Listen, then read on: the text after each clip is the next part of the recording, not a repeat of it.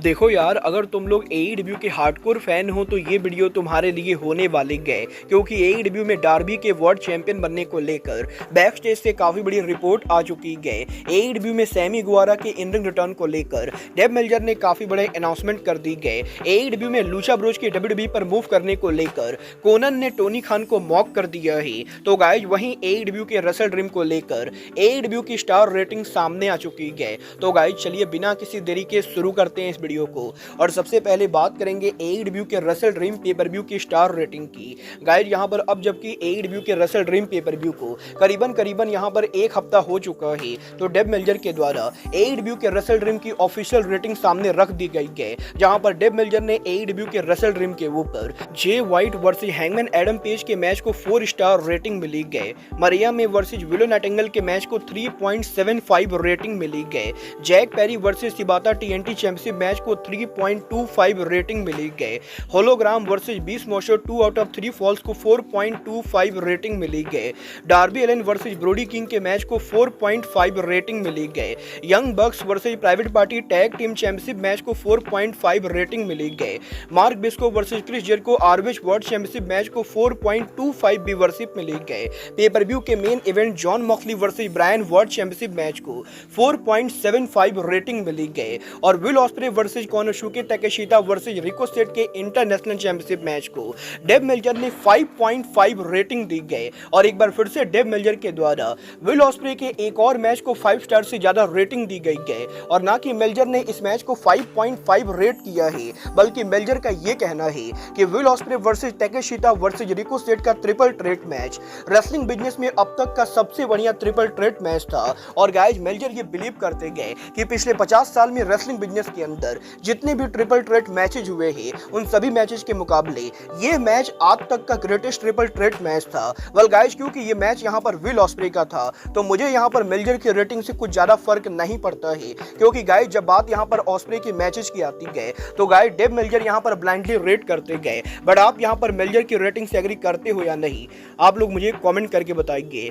But guys चलिए फिलहाल आगे बढ़ते और बात करते हैं लूचा ब्रोज के एईडब्ल्यू को लीव करने की। गाइज यहाँ पर ये बात तो हम सभी लोगों को मालूम है, लूचा ब्रोज एईडब्ल्यू को लीव करके जल्द ही डब्ल्यूडब्ल्यूई को ज्वाइन करने वाले गए। बट गाइज यहाँ पर पेंटागन जूनियर के एईडब्ल्यू में कॉन्ट्रैक्ट के रहने के बाद भी डब्ल्यूडब्ल्यूई के साथ 5 महीने पहले नेगोशिएट करने की वजह से टोनी खान यहाँ पर पेंटागन जूनियर पर काफी एंग्री गए। और इसीलिए टोनी खान ने पेंटागन जूनियर और रे फेंडिस दोनों के ही कॉन्ट्रैक्ट को एक्सटेंड कर दिया है। और इस वजह से लूचा ब्रोज चाह कर भी एईडब्ल्यू को लीव करके इस समय डब्ल्यूडब्ल्यूई को ज्वाइन नहीं कर सकते गए। और यही टोनी खान के कॉन्ट्रैक्ट के एक्सटेंड करने के बाद अब पेंटागन जूनियर और रे फिनिश के मेंटर और लूचा लिब्रे ट्रिपल ए के हेड बुकर कोनन की तरफ से इस पूरे सिचुएशन को लेकर बड़ा स्टेटमेंट आ रहा है, जहां पर कोनन का ये कहना है कि टोनी खान का पेंटागन जूनियर और रे फिनिश के कॉन्ट्रैक्ट को एक्सटेंड करना ये यहां पर एक बहुत ही ज्यादा घटिया हरकत है। और गाइस कोनन को हमेशा से पता था कि टोनी खान कितने पेटी इंसान थे, बट अब यहां पर फाइनली फैंस को भी पता चल रहा है कि टोनी खान यहां पर रियल में कैसे इंसान थे। और गाइस यहां पर कोनन टोनी खान को मॉक करके ये बोलते गए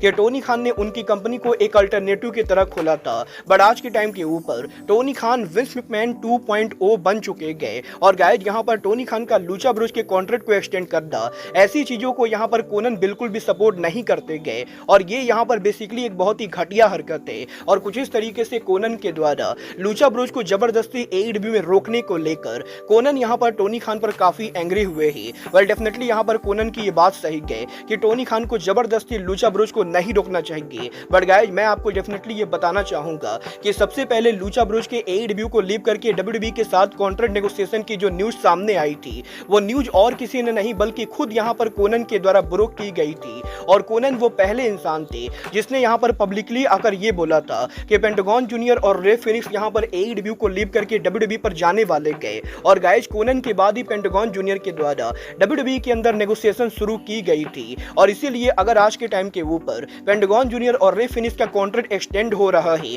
तो इसका एक बड़ा रीजन यहां पर खुद कोनन है। क्योंकि अगर यहां पर कोनन ने ये चीज पहले लीक नहीं की होती, तो शायद यहां पर पेंटागन जूनियर और रे फिनिक्स टोनी खान को बेवकूफ बनाकर निकल गए होते। बट अब यहां पर जब ये सारी चीजें सामने आ चुकी है, तो डेफिनेटली यहां पर टोनी खान उनकी कंपनी को प्रोटेक्ट करने वाले हैं। बट गाइस जहां तक बात रही प्रोटेक्ट करने की, तो गाइस ये बात तो हम सभी लोगों को मालूम है। आज से करीबन 3 हफ्ते पहले एईडब्ल्यू के डायनामाइट शो के लाइव जाने से पहले आरओएच के टीवी टैपिंग के ऊपर एईडब्ल्यू एडब्ल्यू के अंदर यहाँ पर सैमी गुवारा को इंजरी हो गई थी और गाइस सैमी गुवारा जब यहाँ पर आरओएच के मैच के अंदर कम्पीट कर रहे थे उसी समय सैमी गुवारा का हेड यहाँ पर रिंग के अंदर लड़ता है, जिसकी वजह से रिंग के अंदर वो बेहोश हो जाते गए और उस मैच को वहीं पर कैंसिल कर दिया जाता है। और गाइस सैमी गुवारा के कंकशन इंजर्ड होने के बाद काफी सारे लोग इस चीज को लेकर कंसर्न थे कि अगर यहाँ पर सैमी गुवारा की ये इंजरी ज्यादा सीरियस कंकशन इंजरी होती गए तो गुवारा एक बार फिर से लंबे टाइम के लिए एडब्ल्यू और आरओएच के टीवी से गायब रहेंगे। बट गाइस अब यहाँ पर डब्ल्यूओएन ने ये कंफर्म कर दिया है कि सैमी गुवारा को जो कंकशन इंजरी हुई थी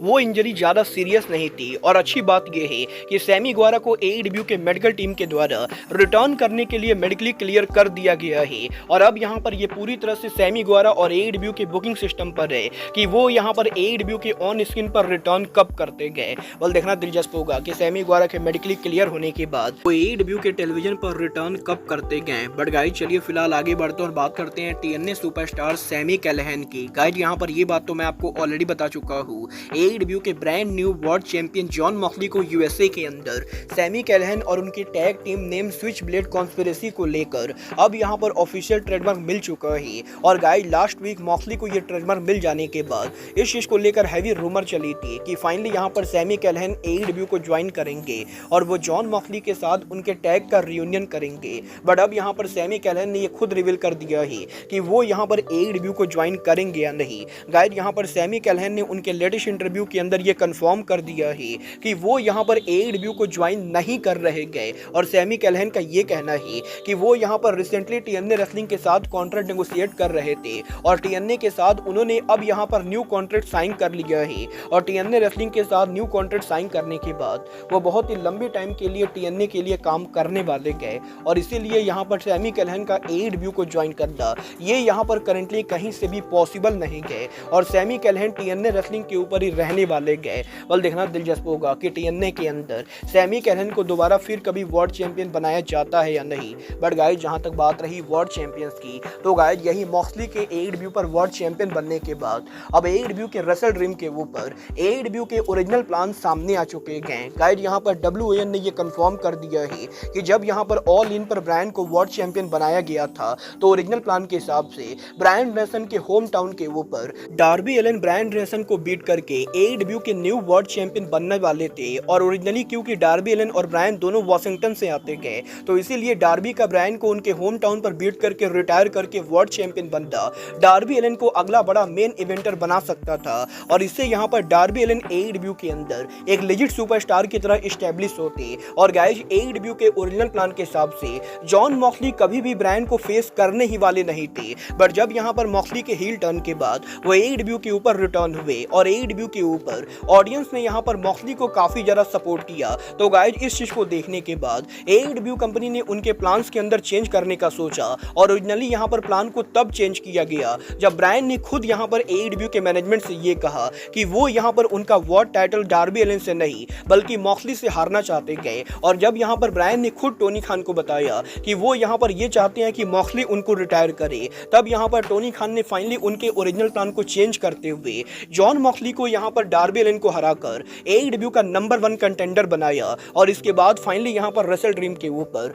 मॉक्सली यहाँ पर ब्रायन को हराकर एडब्ल्यू के अगले चैंपियन बने। बट गाइस यहाँ पर ये कंफर्म माना जा रहा है कि डार्बी एलन जल्द ही एडब्ल्यू के ऊपर वर्ल्ड चैंपियन बनने वाले गए और एडब्ल्यू वो परफेक्ट टाइम का वेट कर रहे गए जब डार्बी यहाँ पर मॉक्सली को बीट करके पॉसिबली एडब्ल्यू के अंदर बेबी फेस के तौर पर वर्ल्ड चैंपियन बनेंगे। बल देखना दिलचस्प होगा कि एडब्ल्यू के अंदर डार्बी यहाँ पर मॉक्सली को बीट करके वर्ल्ड चैंपियन कब बनते गए। बट गाइस अब आज के इस वीडियो में बस इतना ही। मैं मिलता हूँ आपसे अपने अगले वीडियो पे।